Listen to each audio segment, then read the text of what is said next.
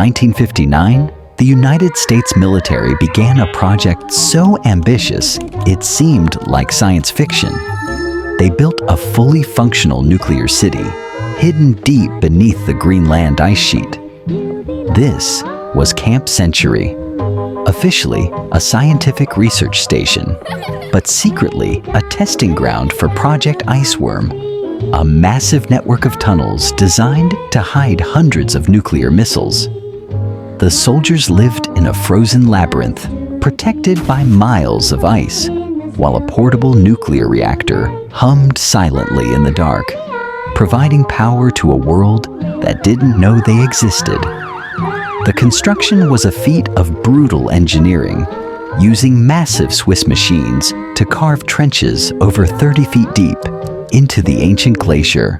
Once the trenches were covered with steel arches and snow, a city emerged with laboratories, a hospital, a cinema, and even a chapel, all vibrating with the mechanical rhythm of the reactor.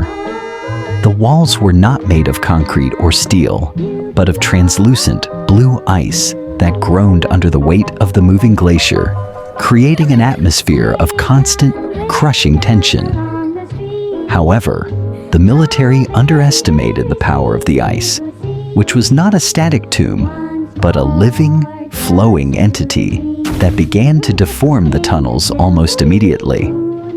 Within years, the majestic arches began to buckle, and the walls of the city under the ice started to close in on the residents like a slow-motion trap.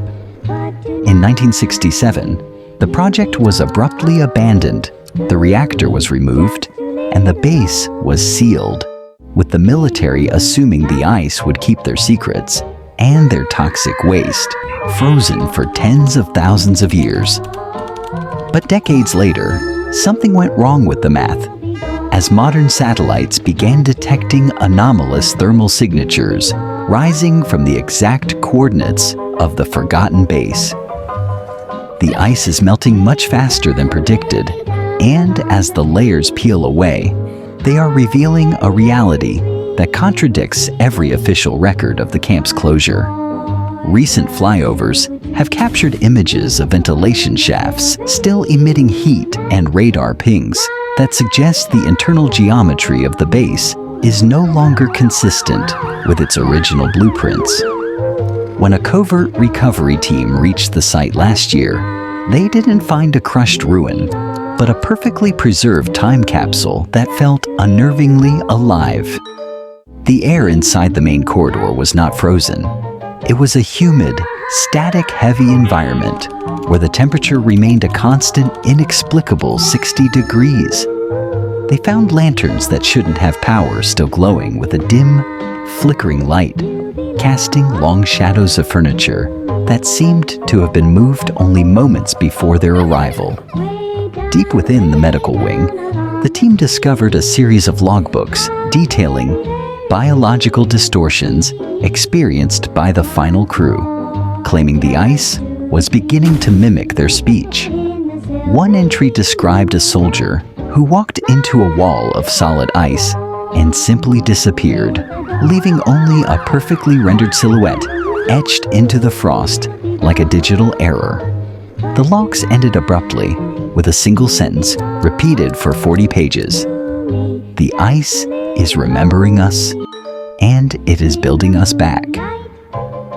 The most terrifying discovery was made in the central reactor chamber, which had been officially decommissioned and emptied over 50 years ago. Instead of an empty shell, the team found a massive, pulsating core of crystalline ice that was emitting a rhythmic, low-frequency hum identical to the old PM-2A reactor. Surrounding the core were dozens of figures in 1960s military fatigues, standing perfectly still, their skin possessing a strange plastic-like sheen that defied the laws of decomposition. As the recovery team attempted to touch one of the figures, their equipment began to glitch, displaying system error and low-resolution messages on high-end digital displays. The figures didn't move, but their eyes, flat and unblinking, seemed to track the team's movements with a frame-by-frame precision that suggested they were no longer human. It became clear that Camp Century hadn't been reclaimed by nature, but by a force that was reconstructing the past using the base's own blueprints and memories. The melting of the Greenland ice sheet is no longer just an environmental crisis. It is a countdown to the moment this glitched reality reaches the surface. Whatever is growing beneath the ice has already begun to broadcast a signal that is being picked up by radios across the Arctic Circle, a looped recording of a man's voice asking for the date. If the city under the ice continues to expand, the boundary between our world and the anomaly may disappear forever. Subscribe for more unexplained mysteries.